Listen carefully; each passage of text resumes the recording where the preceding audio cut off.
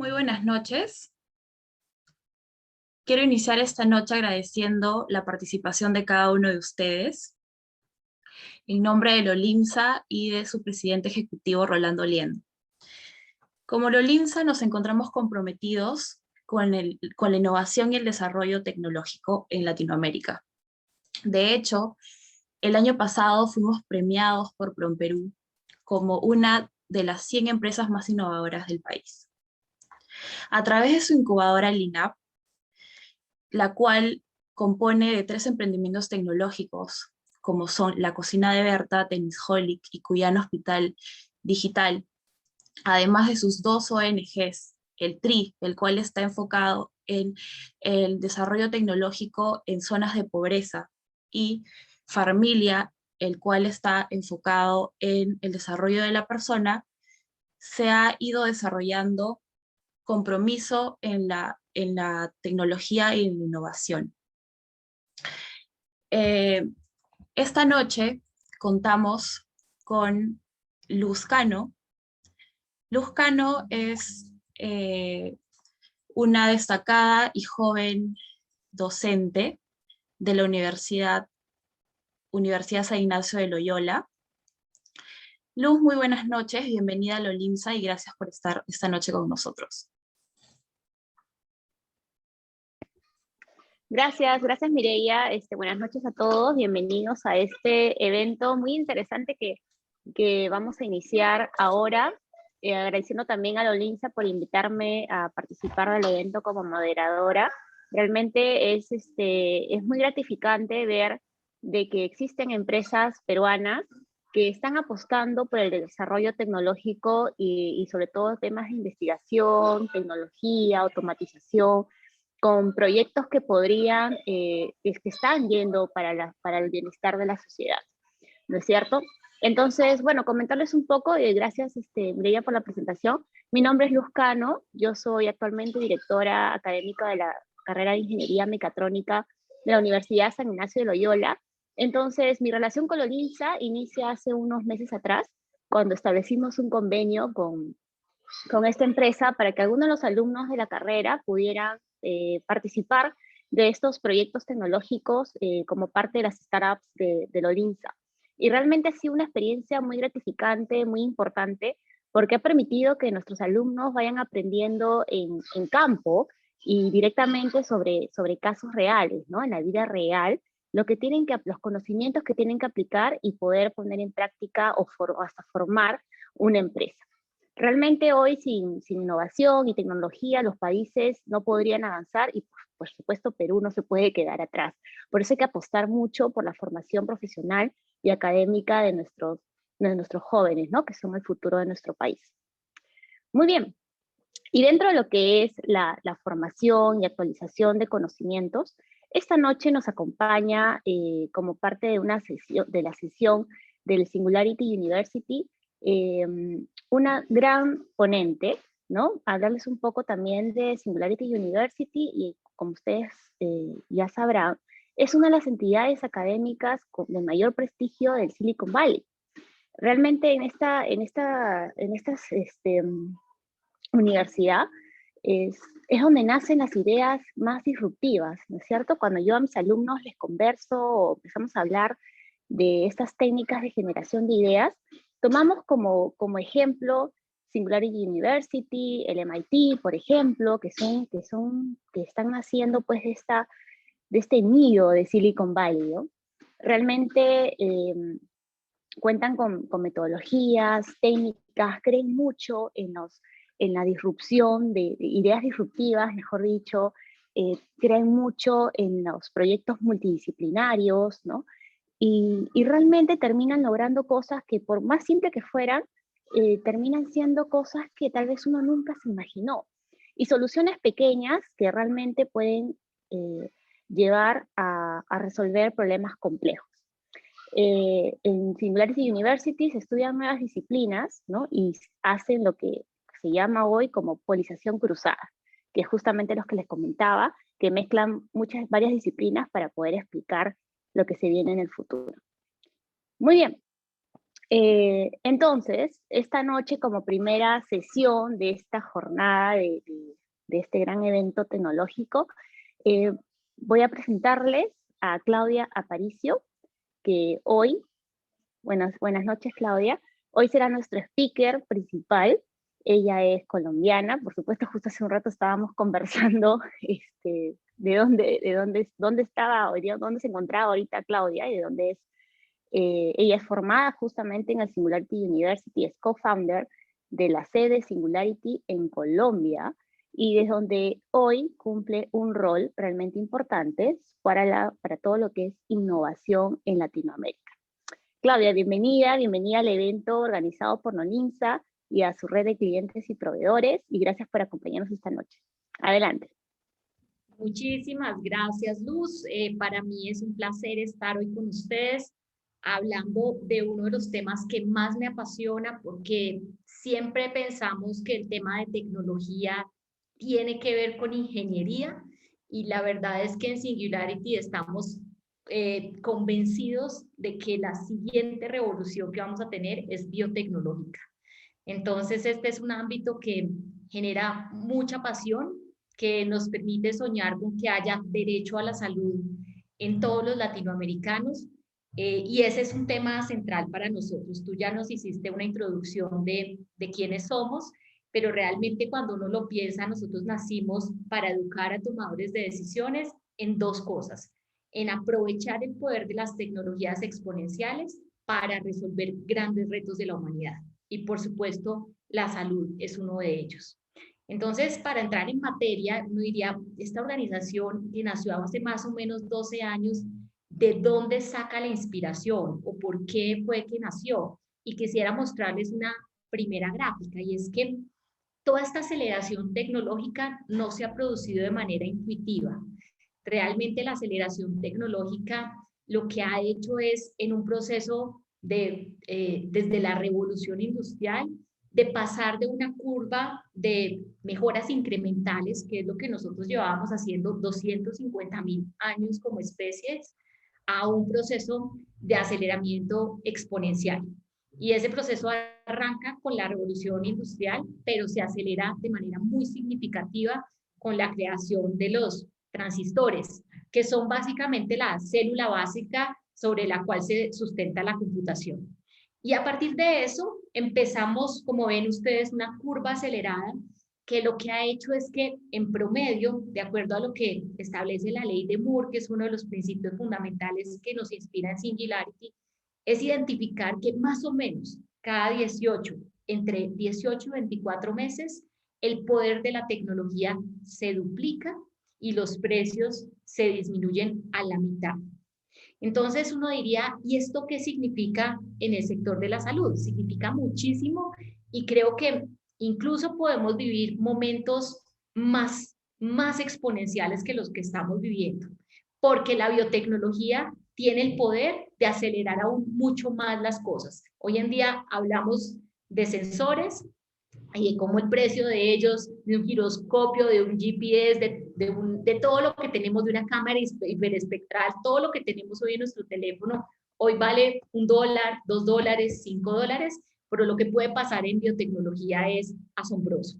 Entonces, en ese proceso, incluso esta semana hubo una noticia que yo creo que nos tiene que llenar a todos de ilusión, a todos los que estamos apasionados por la ciencia, y es que después de 21 años, por fin completamos el código completo del genoma humano. Y eso va a acelerar muchísimas innovaciones. Sin duda lo que pasó con las vacunas de RNA, todas las expectativas que hay en frente a la posible cura del cáncer, a tratamientos alternativos, son ilimitadas. Y por eso es que nos atrevemos a pensar que esta revolución ahora sí llegó y va a ser imparable. Y en esa revolución veníamos hablando hace ya un buen tiempo sobre esa mezcla de cómo se iba a ver la salud y cuáles eran las tecnologías. Entonces veníamos hablando del tema de los wearables, cómo a partir del Internet de las cosas podíamos predecir nuestros signos vitales. El ejemplo del Apple Watch es patente, cómo yo puedo tener un electrocardiograma que antes me costaba mucho dinero, que tenía que pedir una cita, y hoy me lo puede decir mi reloj. todo el tema de la nube y cómo empezamos a hablar de historias clínicas digitales, por ejemplo, el tema de inteligencia artificial, la capacidad de predecir y de prevenir las condiciones de salud, la robótica y la automatización. Ya vimos muchos ejemplos a raíz de la pandemia que empezaron en Japón con todos estos robots de atención, de distribución de medicinas en los hospitales y, por supuesto, la biotecnología. Y eso nos hacía pensar que íbamos sobre todo a la lógica de un sistema de salud de telemedicina. Yo pienso que ese era como el tema común o el lenguaje común que se venía adaptando en América Latina. Pero eso se quedó muy corto frente a lo que pasó en los últimos meses. Y de hecho, cuando hacíamos predicciones antes de la pandemia, decíamos que como unas grandes tendencias. Medicina predictiva, dispositivos médicos cada vez más pequeños, en casa, oportunidades de rejuvenecimiento. No sé si vieron las últimas noticias, en Israel hay una startup y hay varias iniciativas en el mundo probando que ya se están produciendo procesos regenerativos. Todo el tema de longevidad y las predicciones que hay.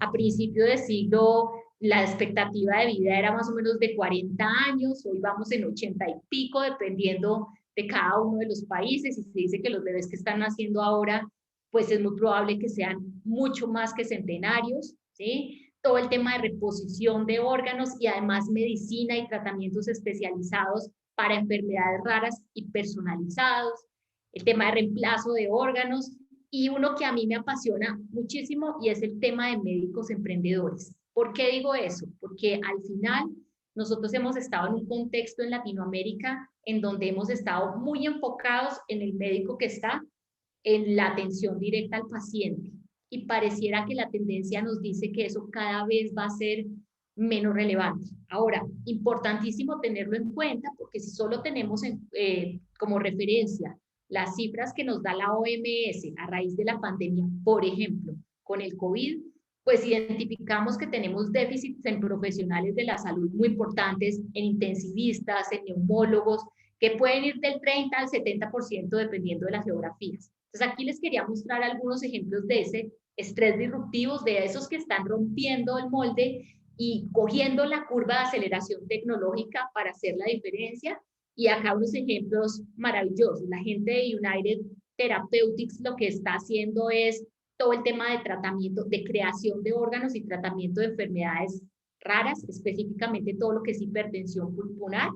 En Colombia tenemos una iniciativa que nos llena de mucho orgullo, que es un Doc3, que creo que ya está en Perú, que hace todo el tema de pre-triage, por decirlo así, porque es telefónico, para poder generar una serie de recomendaciones y a partir de inteligencia artificial poder identificar y orientar mucho mejor a los pacientes. La gente de Ambrosía está haciendo tratamientos de rejuvenecimiento a partir de transfusiones sanguíneas, y la gente de Human Longevity Institute en San Diego ha montado todo un instituto de predicción de condiciones de salud, en donde hay una promesa, donde se han enfocado en enfermedades críticas, crónicas, y donde hacen secuenciación de ADN, cosas muy específicas, y tienen casos en donde dicen, tengo la capacidad de generar accionables antes de que la gente se enferme y de mejorar la expectativa de vida de las personas, por ahora en más de 6 años, en el mejor de los casos. Entonces, de esa magnitud es como el ambiente en el cual todo esto estaba circulando antes de la pandemia, pero hoy en día el gran acelerador que incidió en el cambio de comportamiento, que creo que es lo más importante que ha pasado, fue el COVID. ¿Por qué? Porque podíamos haber hablado de historia clínica digital, de telemedicina, de una cantidad de cosas, pero siempre nos quedábamos en la lógica del piloto. Y no parecía que alguien estuviera dispuesto a hacer un cambio sustancialmente radical. Hoy en día vemos cientos, miles, millones de pacientes haciendo teleconsultas, doctores que hoy tienen una plataforma para poder acceder, y eso hasta ahora es el inicio de un proceso. Ahora, no podemos ser tan optimistas y pensar que esto es la panacea. Tenemos que entender que sin duda tenemos que estar trabajando mucho en el ámbito comportamental, porque también hemos visto las experiencias tristes, las experiencias de las personas que han perdido adherencia a sus tratamientos, que no han recibido la atención debida y que han muerto por causas que no tienen que ver con el COVID, sino que tienen que ver con la atención adecuada a condiciones de salud específicas. Entonces, lo que estamos viviendo ahora es que sí se está empezando a presentar un distanciamiento muy importante entre esos que tienen o que siguen practicando la medicina tradicional y esos que están queriendo hacer la diferencia. Y pienso que aquí hay un tema muy importante de reflexión, que es una reflexión de carácter económico y financiero, y es que sin duda, además a raíz de esta coyuntura, el sistema se ha visto y se ha sometido a una condición de estrés enorme, ¿sí? Y en ese sentido está obligado a cambiar porque el modelo financiero también está sufriendo un proceso de agotamiento muy, muy complejo a raíz de las circunstancias que estamos viendo.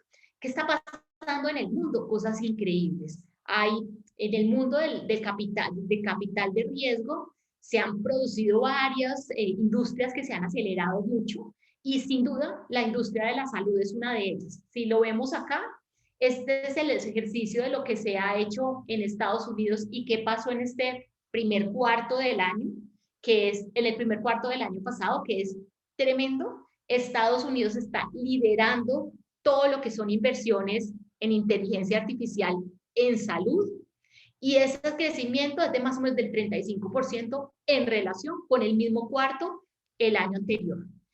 Más o menos hay unas 40 startups dedicadas al tema de algorítmica e inteligencia artificial en salud, y todas tienen un potencial enorme. Entonces, eso nos va a estresar mucho más el sistema, porque si hoy en día ya tenemos inteligencias artificiales que no compiten con los especialistas, sí pueden ser muchas más efectivas y pueden ser una oportunidad de ampliación de las capacidades de los profesionales de la salud, en especial de aquellos que están iniciando su carrera profesional. Entonces, habiendo dicho eso, lo que pasa es que estamos en un ejercicio, cuando hablo de estrés disruptivo, en donde pareciera que esas variables tienen que ver con algo que nosotros llamamos las 6Ds. Y en esas 6Ds, ¿de qué estamos hablando? De digitalización, que es lo que se podría equiparar con telemedicina, y de decepción, que no vamos a hablar acá, que es todos esos esfuerzos fallidos, les decía el ejemplo de la telemedicina, y de disrupción total.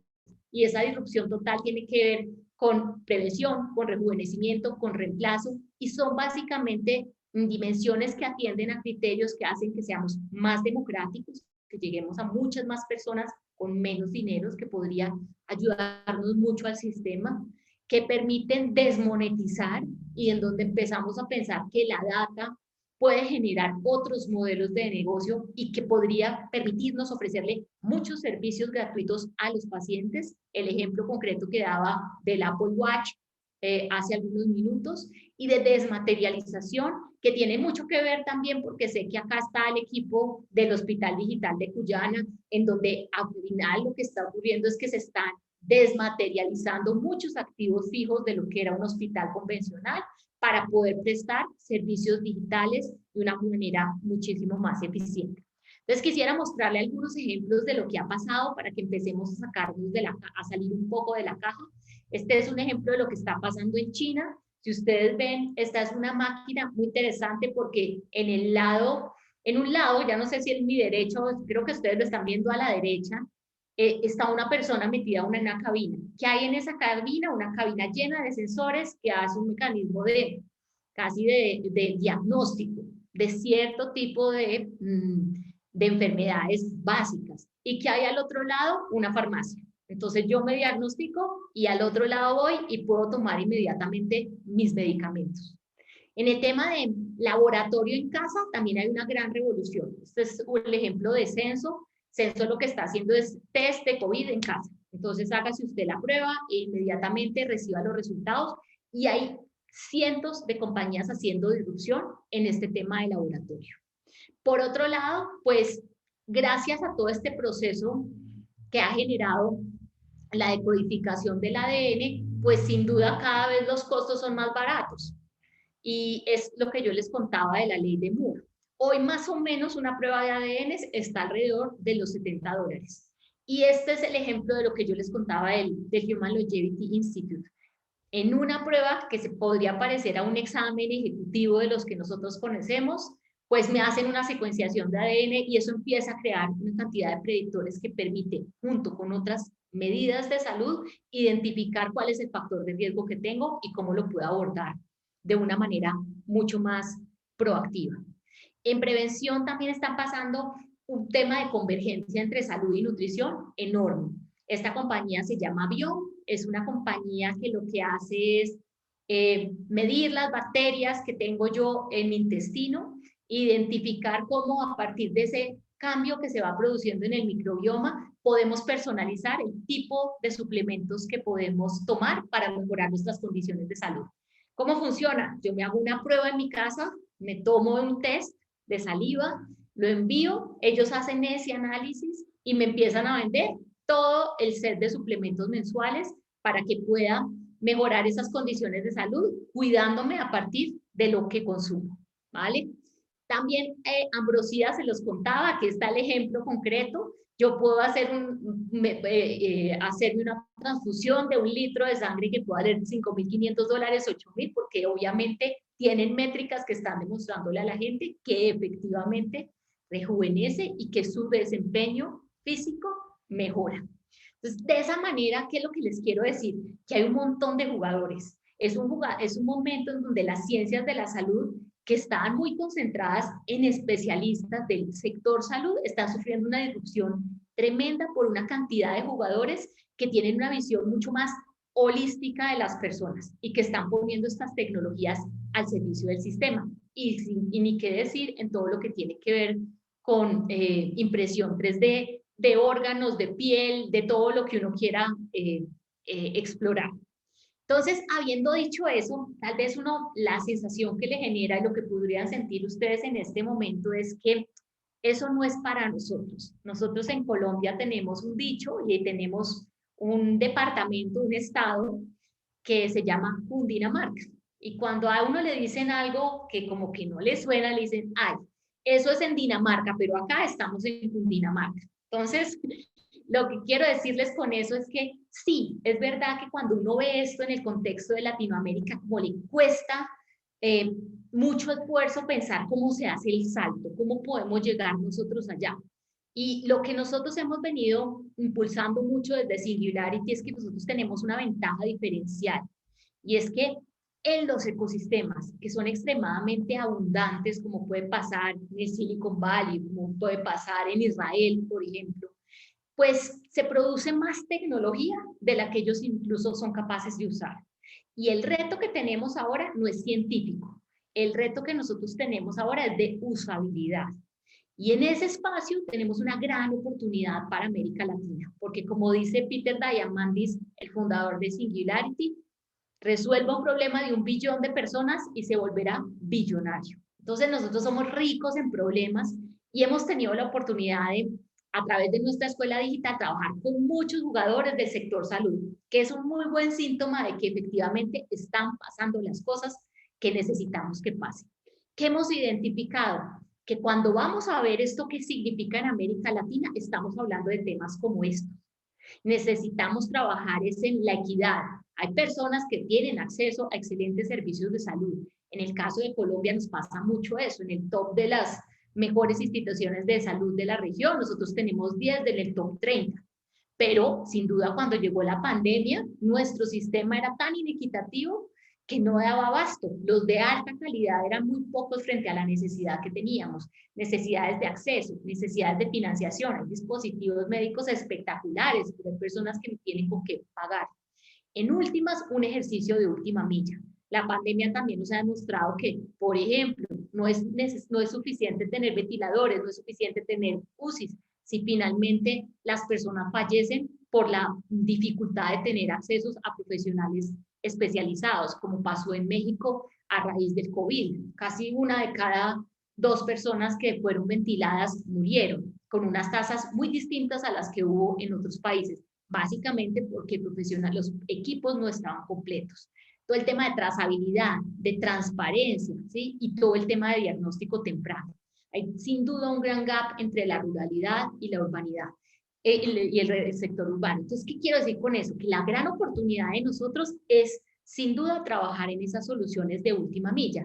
Y yo sé que ustedes ya han estado trabajando en la construcción de un hospital digital que es Cuyana y me muero de la gana de oír ahora los comentarios que nos contarán ustedes para conocer mucho más de la experiencia que han tenido. Pero así como ustedes, hay mucha gente haciendo cosas en América Latina. Este es otro caso de otro de los problemas y cómo se resolvió. Esta compañía estaba, lo que identificaba es que los inventarios de dispositivos médicos que se tienen que alocar en los hospitales pues son multimillonarios y no todo el mundo tiene la capacidad para poder tener un inventario en sus bodegas que no sabe cuándo va a usar. Entonces lo que hicieron con Smart Consignment es usar tecnología blockchain. Todos los dispositivos están mapeados desde el momento mismo en que llegan a Colombia. Una vez que alguien lo usa en el hospital, se le toma una foto y eso hace que se descargue automáticamente del inventario del hospital y se haga un contrato inteligente que hace que se mande el siguiente dispositivo, generando unas eficiencias tremendas en el sistema, eficiencias económicas, porque no hay que hacer una inversión previa para ambos, tanto para la empresa de dispositivos médicos como para el hospital. Y lo más importante de todo es la trazabilidad. Porque, ¿qué pasa? Una vez que yo le pongo un dispositivo médico de estos a una persona, tengo la oportunidad de saber perfectamente qué fue lo que le puse, cómo le puse, y el día que esa persona tenga un problema, somos capaces de dar cuenta de todo el proceso, desde la fábrica hasta el momento en que fue administrado este dispositivo médico. Entonces, ese es un ejemplo latinoamericano de cómo poder resolver estos problemas. Este es otro ejemplo colombiano que se llama Doctora Julia. Doctora Julia lo que hizo fue identificar una tendencia que ya de pronto muchos de ustedes conocen, y es que las pruebas COVID se toman tiempo, ya sabemos cuánto, y a veces son horas valiosas. Y lo que hizo la gente de Doctora Julia fue usar tomografías de pulmón e inteligencia artificial para identificar patrones. ¿Qué es lo bueno de eso? Que es inmediato. Entonces, hay muchos, casi todos, pero hay muchos hospitales que tienen un tomógrafo de calidad. ¿Eso qué les permitió? Pues adelantar el diagnóstico con mucha certeza, más del 96% de certeza, y hoy se está expandiendo en distintos hospitales de Colombia. Y el gobierno de Buenos Aires también tiene una iniciativa que es muy interesante, que es precisamente mapear y hacer también diagnóstico de COVID a partir de la tos. También con un proceso muy interesante, no tanto tecnológico, sino humano, que es algo que quiero que tengamos en la mente. ¿Por qué? Porque al final lo importante no es crear el algoritmo, lo importante es entender todo el proceso que había que crear en el gobierno de Buenos Aires para ir generando los distintos embudos que permitieran efectivamente diagnosticar a una persona. ¿Qué era lo que ellos querían? Usar esto para saber quién no debería irse a ir a la prueba, porque identificaron que era un gran riesgo irse a tomar las pruebas. Entonces, al menos este es el primer filtro y ya ha estado funcionando muy, muy bien después de un ejercicio de diseño, como les digo, de comportamientos muy significativo. Este es un poquito el panorama de Colombia, de algunos jugadores, para que ustedes vean al menos lo que está pasando en nuestro ecosistema y se puedan dar una idea. Ya hay 26 startups trabajando en HealthTech, hay varias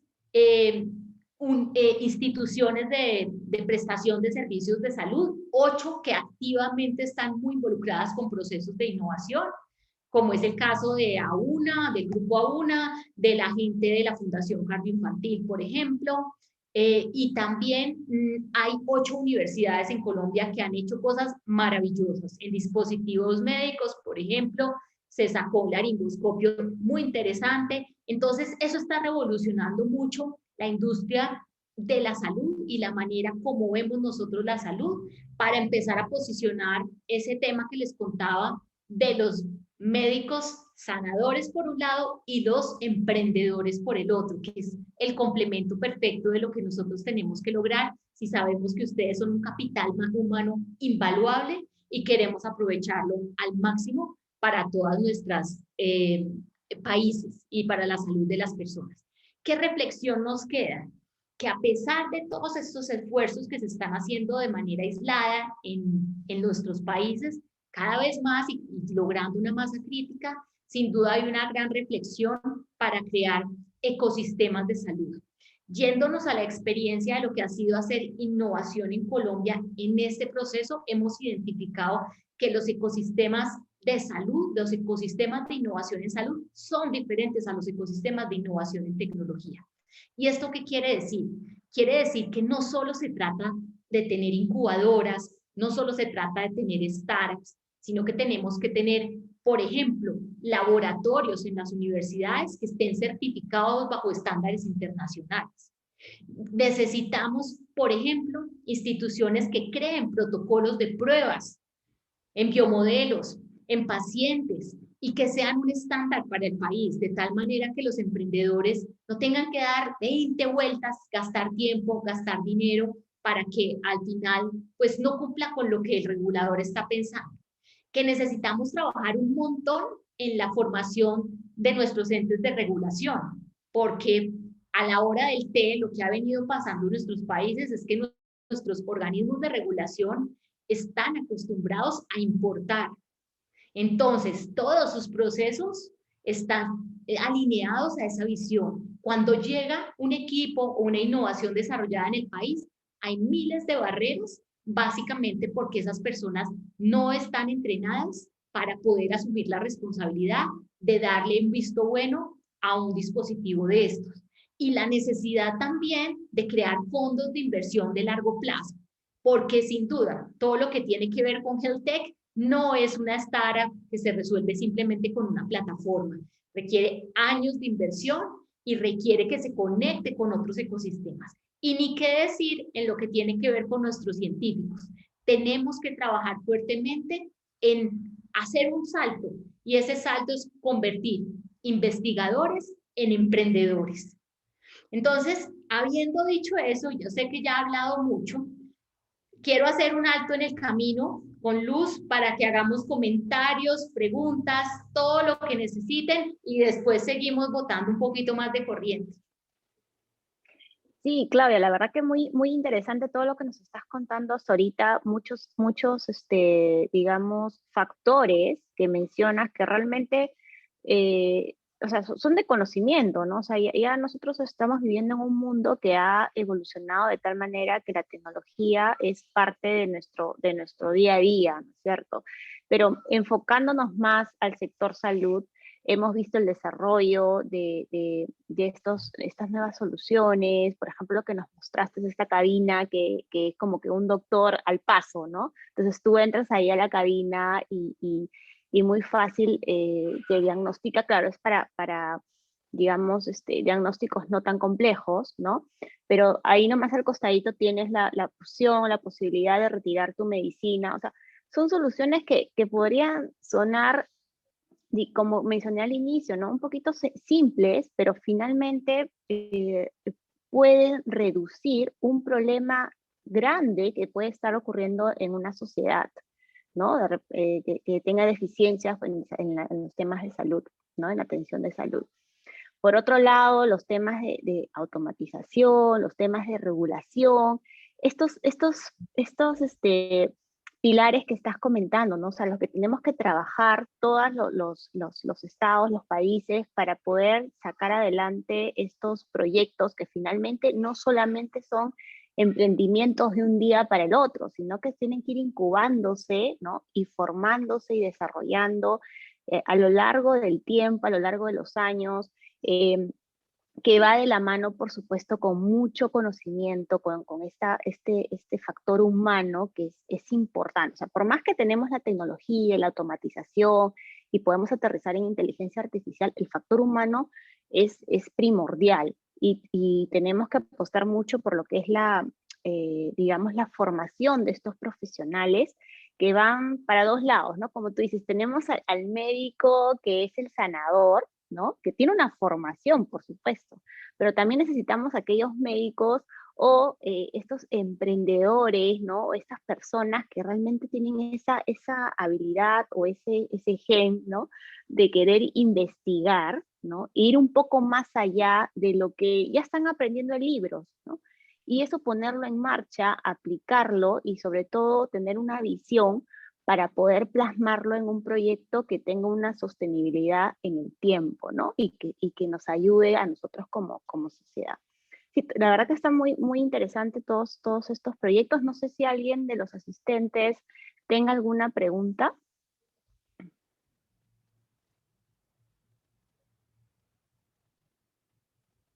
Creo que ahorita todavía no, pero por supuesto los invitamos a participar, a escribir en el chat. Ahí tenemos una. Jaime Horna pregunta, ¿no? ¿Qué papel podría jugar el blockchain en el rubro de salud? En LATAM todavía somos un poco reacios a integrar esta tecnología, a pesar de haber varios casos de éxito en Estados Unidos y la Unión Europea. ¿Qué nos aconsejas como proyecto piloto? A mí me parece, a ver, en el tema de los datos de las personas, cada vez, digamos que hay restricciones en los sistemas de salud que impiden compartir la data. Empecemos por algo que realmente nos ayude a solucionar un problema puntual. Entonces, ¿qué pasa?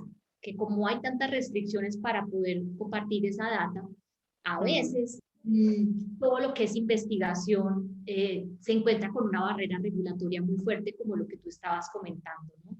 Si pudiéramos implementar blockchain, lo que nos permite es compartir la data, pero de manera anonimizada. Es decir, compartir la data sin comprometer la identidad de las personas.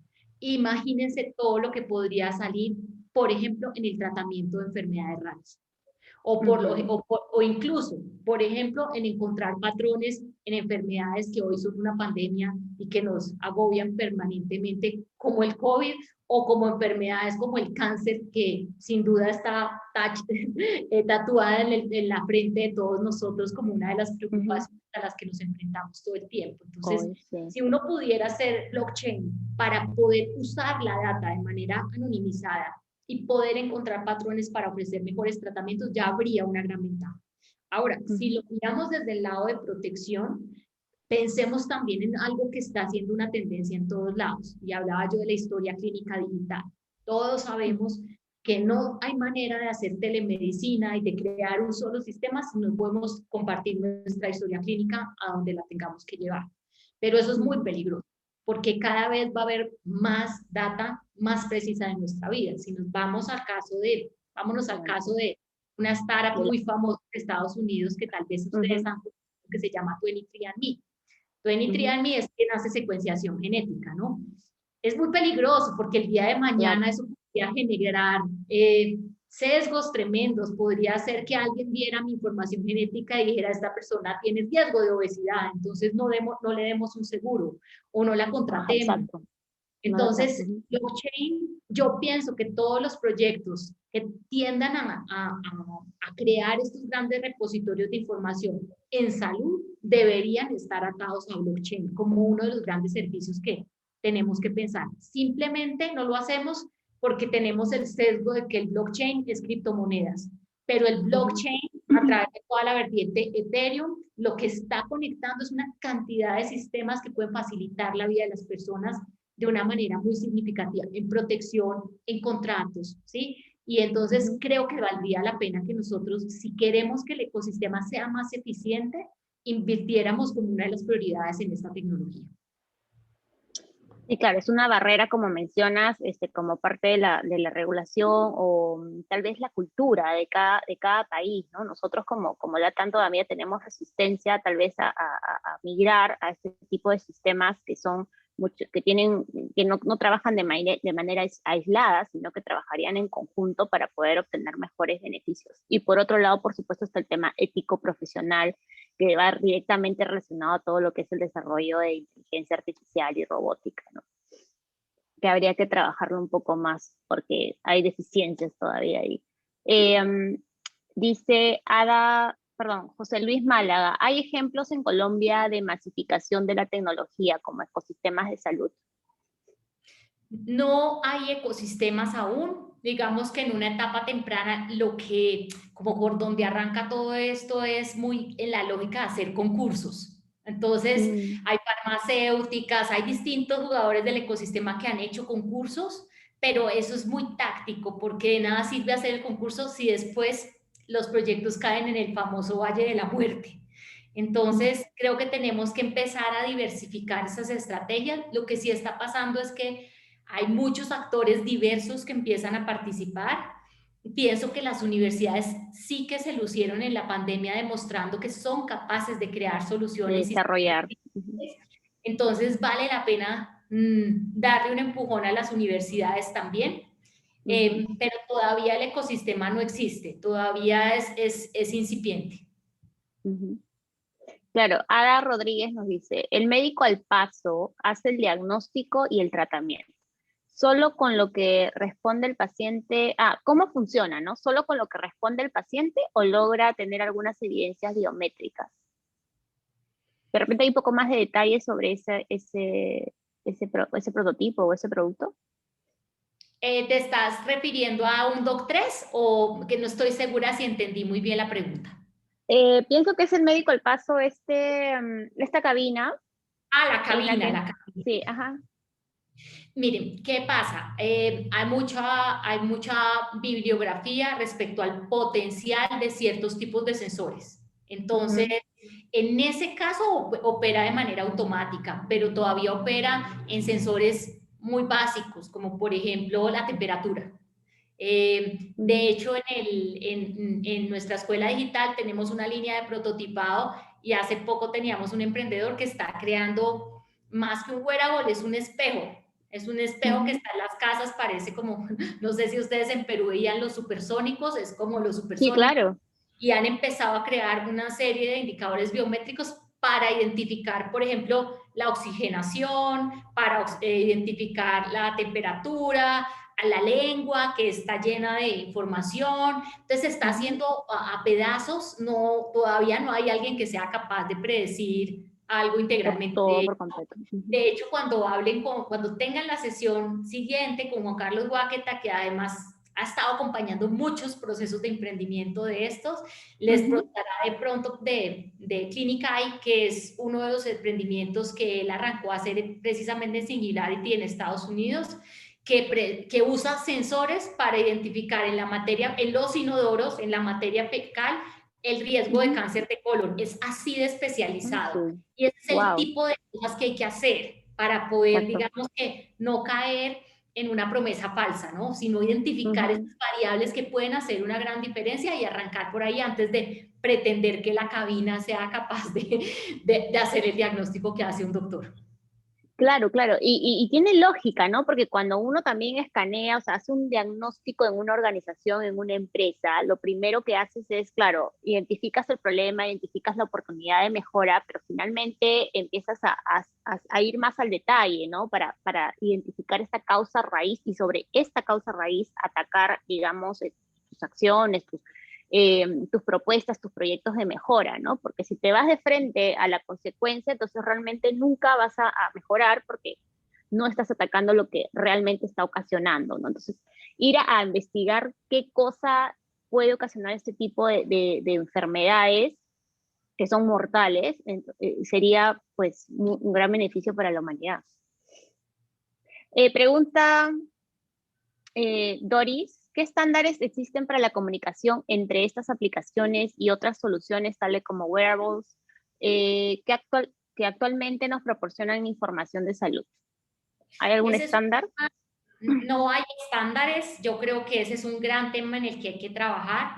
Incluso antes de eso hay que trabajar en todo el tema de ética. Yo les mencionaba y ahorita más adelante voy a hablar un poquito de eso, y es que hoy en día ese proceso que antes era directo entre médico-paciente, hoy en día está mediado por muchas interfaces, ya sean dispositivos, ya sea el mismo uso que hace el paciente de ellos, o sea, los operarios por ejemplo, el caso de inteligencia artificial de este tipo de dispositivos. Entonces, la cantidad de riesgos que hay es alta, y lo que sí es importante es pensar mucho en la dimensión ética. Entonces, en todo este tipo de procesos hay que tener un comité de ética, y es muy importante crear estándares que permitan, como les digo, anonimizar la información, crear estándares para asegurar la diversidad en la data que tenemos, porque acuérdense que todo el tema de algorítmica, inteligencia artificial está tremendamente sesgado por nosotros los humanos, entonces ya hemos visto casos en donde podemos generar una solución que está enfocada en pacientes caucásicos, porque fue desarrollada en un lugar y eso después no va a funcionar en otro entorno. Entonces, no hay estándares, pero es muy importante al menos empezar a autorregularse. Sí. Claro, o sea, sería bien, o sea, es un trabajo que requeriría pues el esfuerzo en conjunto, ¿no? Porque realmente a veces ciertas enfermedades o ciertos diagnósticos dependen mucho del lugar donde uno se esté, donde uno viva, ¿no? Por el ambiente, por las bacterias, los microbios, la resistencia del organismo.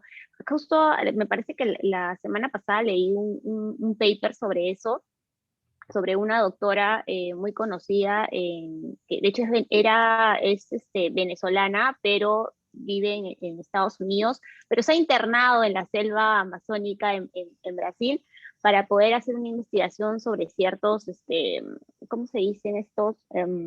Comunidades, ciertas comunidades, para poder investigar cómo es que ellos pueden vivir sin lavarse los dientes, pueden vivir sin bañarse, a estar expuestos a tantas cosas que hay propias de la naturaleza y no se enferman o no terminan sufriendo de tantas cosas que nosotros en la ciudad tal vez sí, ¿no? Entonces, es una investigación que todavía continúa, pero sí tiene algunas conclusiones y justamente varía de ella, una de sus afirmaciones, de sus hipótesis, es que varía de dónde te encuentres, de dónde tú crezcas, qué es lo que consumas desde pequeño, o sea, qué es lo que hagamos, estar expuestos inclusive al tipo de ropa que utilizamos, ¿no? El clima, o sea, todos esos factores que van influyendo, pues, y que van variando, por supuesto, de acuerdo a donde nos encontremos. Entonces sería un poco complejo hacer un estándar global, ¿no? Hay otra pregunta que dice, ¿cómo están realizando en telemedicina referente al consentimiento informado y cómo están firmando las recetas y solicitudes de exámenes auxiliares? Ah, en Colombia, ¿no? Claro. En Colombia ha habido un avance enorme, o sea, las aseguradoras han tenido que transformarse. El año pasado me acuerdo que tuvimos una conversación con una de las compañías de seguros más importantes de Colombia y decía, hoy en día gestionamos 5 millones de solicitudes, por ejemplo, vía nuestro contact center. Entonces, no hay un único estándar, pero hoy sí es cierto que cada una de las aseguradoras ha desarrollado protocolos y herramientas para poder gestionar, por ejemplo, recetas digitales, provisión de medicamento a domicilio, todo ese tipo de cosas se han ido integrando a través de los subsistemas de cada una de las aseguradoras. Y claro, y Aunque de cierta allá hay una regulación que habla de la historia clínica. Entonces, claro. esa parte sí ya era, digamos, que un marco básico que nos permitió habilitar estos subsistemas de los que te hablo. Sí, claro, y son necesarios, ¿no? Sobre todo para evitar la exposición por el tema de la pandemia. Acá también en Perú hemos optado por la telemedicina. Dice, ¿cómo se avanza? Jessica Romero nos pregunta, ¿cómo se avanza en la TAM con las regulaciones legales necesarias para la investigación y la aplicación de este tipo de tecnologías? No, todavía falta mucho. Alguna de las cosas que ha venido pasando en el mundo que es buena práctica es, la práctica no es llenarse de regulación, porque estamos en un momento en donde la tecnología va más rápido que nuestra capacidad de regulación. Entonces, de alguna manera, la regulación siempre es un obstáculo. Por eso vemos que el mundo de las startups siempre está en conflicto con la ley, ¿no? Y yo pienso que la mejor práctica que se ha adelantado es el tema de una figura que se llaman los sandbox. No sé si en Perú la hayan puesto en marcha. ¿Qué son los sandbox? Los sandbox es como la arenera, ¿no? ¿Y qué quiere decir eso? Que se hace una ventana regulatoria en donde se identifica que hay una oportunidad de innovación usando una tecnología en particular. Se invita a que los actores claves del ecosistema hagan propuestas de cómo podrían realizar experimentos durante esa ventana regulatoria, y solo a partir de los hallazgos de la ventana regulatoria se crea la regulación. Entonces, ese es un muy buen escenario para explorar, porque si nos quedamos esperando la regulación, no vamos a llegar a donde necesitamos. Entonces, hay como importante que todos los que están lanzándose a hacer estas innovaciones tengan muy claro ese panorama de riesgos y puedan tomar decisiones que los inviten a decir si es que pueden hacerle una vueltica a la regulación para buscar escenarios para poderlo lograr. Vuelvo al ejemplo de un doctor. Un DOC3 no podía decir claramente que estaba haciendo diagnósticos, porque eso iría en contra de la regulación. Entonces, por eso yo decía, estábamos identificando potenciales variables. Sin embargo, al final, la entidad prestadora de salud es quien hace la calificación de la condición de salud de la persona. Claro, y ya seguro lo firma un médico colegiado, ¿no? Entonces ya ahí se asegura. Sí. Bien. Claudia, tenemos más preguntas, pero no sé si te parece si continuamos con la presentación y dejamos algunas para después. Sigamos porque hay algo que les quiero mostrar y yo sé que tenemos 2 minutos y además vamos a competir por nuestro partido Colombia-Perú, entonces no creo que nos quieran seguir viendo mucho. Es verdad, sí. Entonces, mira, a esa pregunta que tiene mucho que ver con esto que hablábamos del ecosistema, la pregunta que uno se hace es ¿por dónde puedo comenzar? ¿Qué significa todo eso? Y yo el mensaje que les quiero decir a todos es que debemos arrancar con unas ideas iniciales que nos permitan viabilizar esas ideas grandes por las cuales estamos trabajando. Porque o si no, estamos en un contexto que es tan complejo, en un ecosistema, digamos que tan poco perfecto, que es importante como poder ir demostrando que somos capaces por la dificultad de acceder a recursos, por muchas cosas que no ocurren en otro tipo de ecosistemas.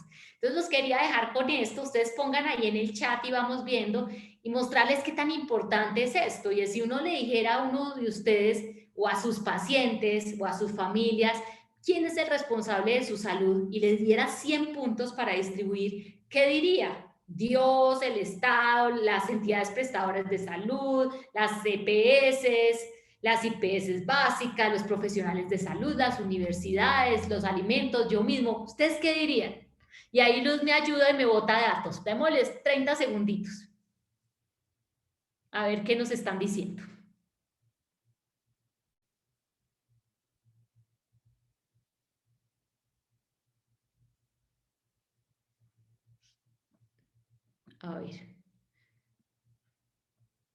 A ver si pueden, por el chat, colocan rapidito el número que desean votar.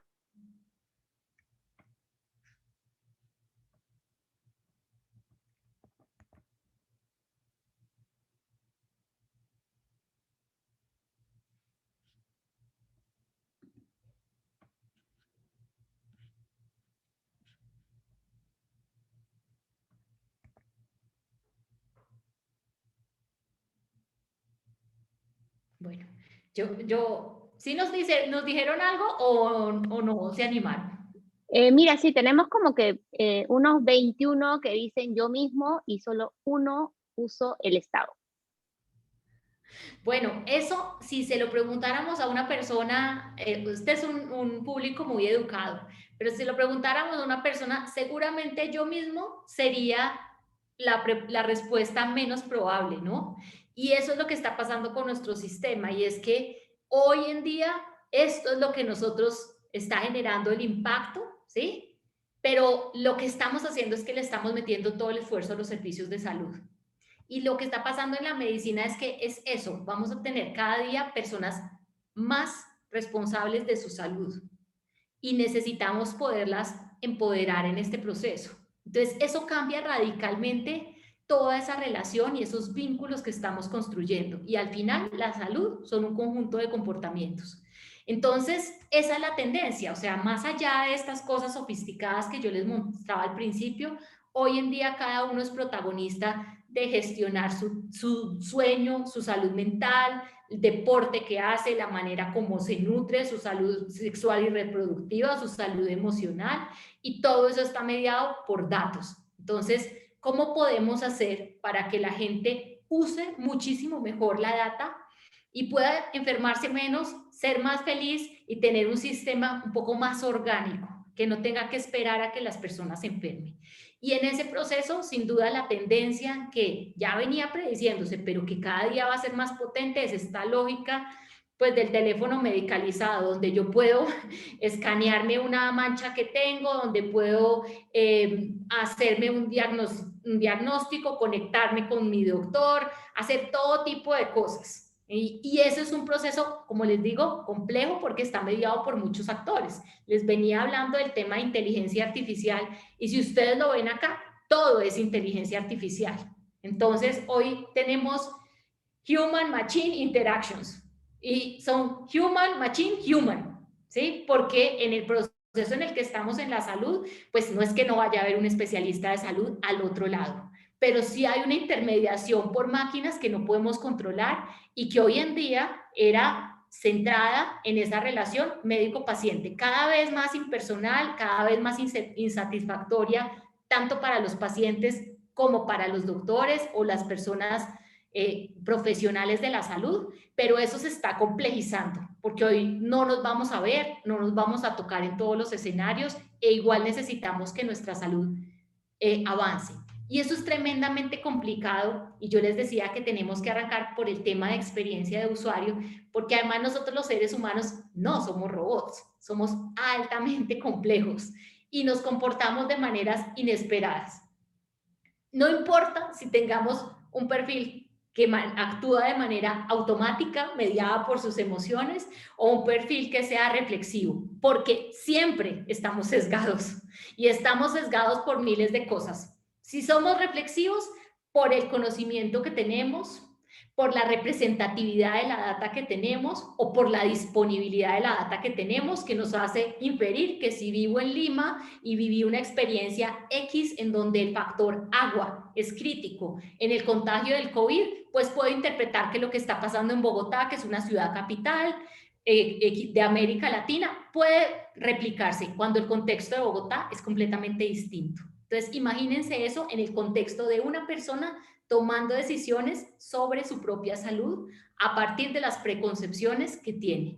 Y en el lado emocional, igual, porque los que son emocionales, entonces, ¿a qué atribuyen los sesgos? A que uno siempre cree que es mejor que la media. Si ustedes le preguntan, oiga, ¿y usted maneja mejor carro que tal persona? Hay tanta accidentalidad, y uno siempre dice, no, yo manejo un poquito mejor que la mayoría de las personas. Es autoconfianza siempre. Segundo, el tema de ganancias y pérdidas. O sea, uno siempre es optimista. Y además, los seres humanos son muy procrastinadores. ¿Qué quiere decir eso? Que nos cuesta mucho trabajo tomar decisiones difíciles. Y en salud sí que hay que tomar decisiones difíciles e inusuales. Entonces, de ese tamaño es el salto y por eso cuando uno dice realmente qué es lo que hay que hacer, ese salto exponencial en salud tiene que ser patient-centric. Es decir, tenemos que partir de la base de que hay personas que van a tomar las decisiones de su vida y que en todo el sistema tenemos que trabajar para que eso se logre. Desde el punto de vista de perspectiva de salud pública, porque sabemos que cada día van a haber más pandemias y más situaciones de salud pública en donde necesitamos que efectivamente ese comportamiento se moldee en la línea más conveniente para toda la sociedad.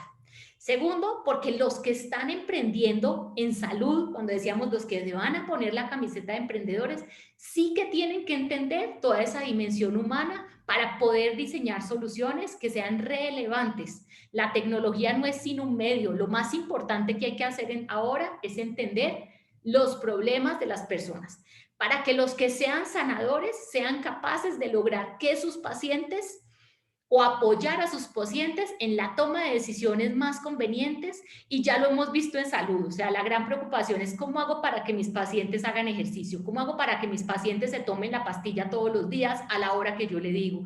De eso se trata todo, ¿no? Entonces, ahora no necesitamos cantaletear, como decimos en Colombia, regañar y decir, mire, es que si ustedes se van, no, tenemos que ser estratégicos y tenemos que diseñar a partir de la tecnología interfaces que le ayuden a estas personas a tener un mejor journey y a tomar las decisiones que ellos necesitan. Y porque obviamente necesitamos que cada quien se empodere de su data. Entonces, para darle un poquito de contexto con eso, y ahí quiero que vayamos cerrando, es el ejemplo típico que tenemos del COVID. Ya están llegando las vacunas a los países. Estados Unidos tiene vacunas hasta para botar para el techo. De hecho, están vacunando a media Latinoamérica. Todo el que puede se monta en un avión. Y la pregunta que uno se hace es, ¿cómo hacemos para que todo el mundo se quiera vacunar? ¿Cierto? ¿Y qué han hecho las campañas? Las campañas que han dicho, apelar al buen ciudadano, vacúnense porque esto es bueno para todos. ¿Ustedes creen, y ahí pongan en el chat sus comentarios, que una persona que reacia a vacunarse se va a vacunar por el bien común? La verdad es que no es la mejor estrategia. ¿Por qué? Porque este tema de user experience en salud es todo. Estas decisiones son decisiones difíciles. ¿Por qué? Porque a la gente le parece, no lo asocia con que yo me he vacunado 20 veces en la vida. La gente lo asocia con que inventaron una vacuna rara y me van a poner el chip de Bill Gates. Eso es lo que está en la cabeza de la gente. Me van a dar los coágulos. O sea, así la probabilidad sea más alta que me mate un rayo, la gente dice, me va a matar el rayo. ¿Y se acuerdan del tema que les decía de que procrastinamos? Entonces alguien dice, yo mejor me quedo en mi casa así tranquilito a ponerme la vacuna y morirme, ¿sí? ¿Qué hay que trabajar? En la gente del mundo de la salud, si queremos tener mejores resultados, si queremos diseñar mejores productos y mejores servicios, tenemos que empezar a aprender a crear resultados de corto plazo. Eso es lo que mueve la gente. Y este es un ejemplo muy bonito, no sé si lo vieron. Y esto es la lotería de Ohio. Entonces, ¿qué hizo el gobierno de Ohio? Le dijo, salve su vida y gánese $1 millón. La gente no se está vacunando en Ohio porque sea bueno, porque no se quieren, se están vacunando porque se quieren ganar la vacuna de el premio de $1 millón. En el estado de Nevada también están haciéndose campañas invitando a la gente a que vaya a bares y le dice, póngase un one shot de la vacuna y nosotros le damos un one shot de tequila, ¿sí? Entonces, eso es mucho más efectivo. Creo que los que estamos en salud, ya sea en diseño de políticas públicas, en diseño de servicios, tenemos que empezar a ser más estratégicos y entender estas interfaces, porque si no tengo una relación directa con las personas, el riesgo de que la intención y el resultado no coincidan es muy alto. Entonces, algunas recomendaciones. Las personas en general saltan al vacío. ¿Por qué? Por sus escalas de preferencias, por las decisiones inconscientes que hacen y por los pares. Somos personas que nos comportamos como masa. Nosotros somos seres sociales y todo eso nos influencia. Entonces, ¿qué se puede hacer al momento de diseñar plataformas, este tipo de soluciones que tienen una mediación tecnológica? Trabajar mucho en los esquemas de incentivos, evaluar todo lo que es el tema de errores. Ustedes que tienen servicios de salud, importantísimo, tienen información clave para identificar qué es lo que hace que sus pacientes se equivoquen. ¿Es más fácil tomarse una pastilla todos los días que tomarse una pastilla a día de por medio? Sí. Entonces, ¿qué podríamos hacer? ¿Es mejor que se tome media pastilla todos los días o no? Deberíamos empezar a pensar en todas esas cosas. Lo tercero que mejora las respuestas de las personas, y eso no es el tema de salud, así se comportan las plataformas tecnológicas, es el tema del feedback también. Entonces, ¿qué quiere decir eso? Ser capaz de decirle a la persona, qué buen comportamiento, sigue por acá, ayudarles a tomar decisiones difíciles. Por ejemplo, por el tema de filtro. Cuando yo tomo decisiones difíciles, es más fácil escoger entre un criterio y después otro que escoger entre 50 criterios. No le hagamos difícil la vida a la gente. O por recomendación, que es lo que pasa en muchas plataformas. Los pacientes dicen, esto me funcionó, entonces empezamos a generar pequeños empujoncitos para que la gente pueda tomar las mejores decisiones y realmente estemos transformando el sistema de salud con tecnología y generando muchísimo mayor impacto. Y con eso les quería mostrar un ejemplo súper sencillo. Ay, perdón, es que no sé por qué no me habilitó esto así. Me van a perdonar ponerlo así. Esta es una gente que se llama Stuff That Works. ¿Qué hace? When you have a chronic condition, whether mundane or life-threatening, it can have hundreds of possible treatments. But which ones work better than others? It's practical. Ay, perdón.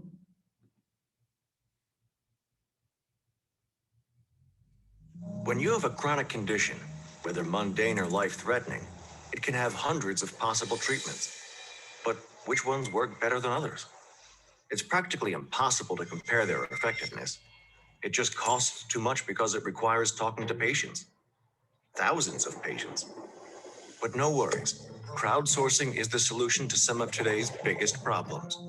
Your experiences with treatments you've tried are precious gems, and collecting them all will create an invaluable treasure of information. You just share your personal experience and encourage others to join. You even get to decide what will be researched next.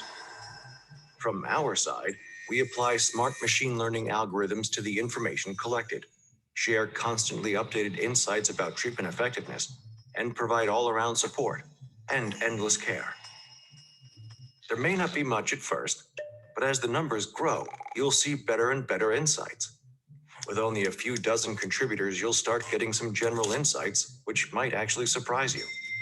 When we have a couple of hundred, you'll see which treatments are the most effective. And when we get to thousands of contributors, you'll learn what could work best specifically for you. The greatest revolutions happen when people come together. So go ahead, share your experience. It will make a difference. The right treatment for you is out there. We just need to find it. Together. No es algo ultra sofisticado, pero es creer en el poder de las masas y de la recomendación. ¿Qué hacen? Nichos o clusters de pacientes con el mismo problema. ¿Y qué hacen esas personas? Decir, esto me funciona, me estoy tomando estos 5 remedios, hago yoga, tengo un fisioterapeuta. ¿Y qué es lo que más me funciona? Esto. Y entonces a partir de eso están generando recomendaciones que generan comportamientos más saludables.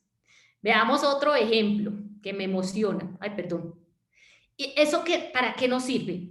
Una cosa muy importante en términos de diseño. Y es que hoy en día este sistema es muy desalineado, porque uno es el que usa el sistema, otro es el que decide, otro es el que paga y otro es el que gana dinero. Entonces, al momento de diseñar este tipo de soluciones, necesitamos poder encontrar estrategias para alinear todos estos intereses si queremos que funcionen de la manera que nosotros lo estamos buscando. Este es otro ejemplo que a mí me encanta, que se llama Savvy Cooperative. También denle una mirada. ¿Qué están haciendo? Codiseñando el futuro de los sistemas de salud. Entonces es precioso porque tienen clústeres de pacientes con las mismas enfermedades en la misma lógica del anterior, pero lo que hacen es generar soporte mutuo y tienen por el otro lado instituciones farmacéuticas de salud que quieren pagar por esa data, que quieren saber lo que necesitan los pacientes. Entonces allí se instalan plataformas para hacer focus group, para hacer consultas, y todo eso alimenta todo el proceso de diseño. Y es bonito porque ni a los investigadores les cuesta lo mismo que les costaría contratar una firma de investigación de mercados, y los pacientes también reciben una compensación económica. Entonces, les quería mostrar esto porque esto es lo que yo pienso que es donde tenemos que empezar, entender los problemas, identificar los insights y empezar a construir pequeños prototipos que cierren ese gap de necesidades de última milla a la cual nosotros nos estamos enfrentando para hacer ese salto que necesitamos y migrar hacia la alta tecnología. Pero la alta tecnología de nosotros es democratizar el acceso de la salud. Eso es lo que hace la tecnología, hacer que eso que hoy es escaso pueda ser abundante. Entonces, muchas gracias, y si quieren volvemos y hablamos y conversamos un poquito más. Por mi parte, esto es lo que les quería comentar. Gracias, Claudia. Sí, la verdad que la segunda parte también estaba muy interesante. Vamos a continuar con las preguntas para tampoco estar mucho tiempo, quitarte mucho tiempo. Mira, dice Jaime Horna, nos preguntó en el bloque anterior si no consideran importante ampliar nuestra base de conocimiento, que habría que contar con una historia clínica con datos actuales, como también los principales datos históricos de cada paciente, y caminar en la dirección de que todas las personas cuenten con un verdadero perfil médico y ya empezar a ver medicina predictiva. Sí, sí y no. O sea, ese es el orden de las cosas. Pero como les digo, casi nunca eso pasa, porque siempre los disruptores van por delante. Claro. A partir de sobre todo, por eso es muy importante tener alianzas entre startups o investigadores, instituciones prestadoras de salud. Ustedes tienen mucha información. Entonces, si yo quiero empezar a crear muestras relevantes, no tengo necesariamente que tener todavía la historia clínica regulada. Eso es lo que me permitiría dar escalabilidad. pero empezar a correr estas ideas iniciales, estos prototipos nos pueden abrir la posibilidad de demostrar que se puede. Hay otro ejemplo en Singularity interesante, no tiene que ver con historia clínica, pero con salud. Hay una iniciativa que se llama Matternet, y lo que hacía era usar drones para poder transportar drogas, elementos de salud más rápidamente a zonas rurales. Si Matternet se hubiera quedado pensando en que la regulación de drones tenía que salir en Estados Unidos, nunca lo hubiera logrado. ¿Qué empezó? A hacer desarrollo, a demostrar que se podía, y un día logró convencer al regulador, demostrándose que los drones podían correr paralelamente a las calles. Y entonces, que de alguna manera lo que se iba a simular era el sistema vehicular que estaba en la tierra, en el aire, y eso era lo que le iba a dar orden al sistema. Pero ellos no resolvieron el problema regulatorio primero, ellos resolvieron el problema de fondo primero y después se fueron a la regulación. Claro, y me parece que recién han aprobado eso, ¿no? El año pasado. Sí, el año pasado les dieron el primer permiso de Estados Unidos. Hay otra pregunta, bueno, es un comentario, ¿no? En Colombia existe una normativa relacionada con la telesalud y la telemedicina. La resolución 2654 del 2019 determina la obtención del consentimiento informado para estas actividades. El consentimiento informado se está obteniendo en forma digital con firmas electrónicas o digitales, ¿no? Sí. Bueno, y creo que por acá había otra pregunta. Bueno, comentarios, ¿no? La educación en salud debe hacer en casa, reforzarse en los colegios, universidades, centros de labores de forma constante, y es un tema cultural, justo lo que hablábamos al principio. Y una pregunta, ¿cuáles han sido los programas de medicina preventiva con tecnología que se han desarrollado en Colombia? Pues no tantos como nosotros quisiéramos. De hecho, es más, como te digo, diagnóstico. Hay más ejercicios en eficiencia de los sistemas hospitalarios, como proveer de una serie de servicios a las instituciones de salud para que puedan trabajar más óptimamente. Hay gente que ha trabajado mucho también en el tema de provisión de drogas a las casas, y también se ha trabajado en exámenes no de laboratorio en casa como lo que les mostré, pero al menos de domiciliación. En medicina preventiva sé que se estaba haciendo, ni siquiera preventiva, porque era diagnóstica, una iniciativa en la Universidad de Manizales para detectar cáncer a partir de imágenes hiperespectrales, pero realmente en predicción no hay nada. No hay, o sea, que yo conozca, no, porque esta lógica como lo del Longevity Institute, todavía es muy poquito lo que hay. Tal vez un poquito esa visión holística la han venido haciendo los costarricenses con mucho mayor proactividad desde hace algunos años, pero no alcanza a ser, digamos, que del nivel tecnológico del que estamos hablando, pero sí más trabajando en prevención. Sí, claro. Aún todavía tenemos que desarrollar esa parte, ¿no? Acá, por ejemplo, la Universidad San Ignacio de Loyola ha abierto su carrera de medicina preventiva, entonces porque apuesta por ese tipo, por esa línea, ¿no? Ha visto que hay un nicho, hay algo que tenemos, en vez de que sea un médico, digamos, sanador de una enfermedad, va a ser el médico que te va a ayudar a prevenir la enfermedad, ¿no? Que también es algo que podría darse como opción. Bueno, Claudia, ya no tenemos más preguntas.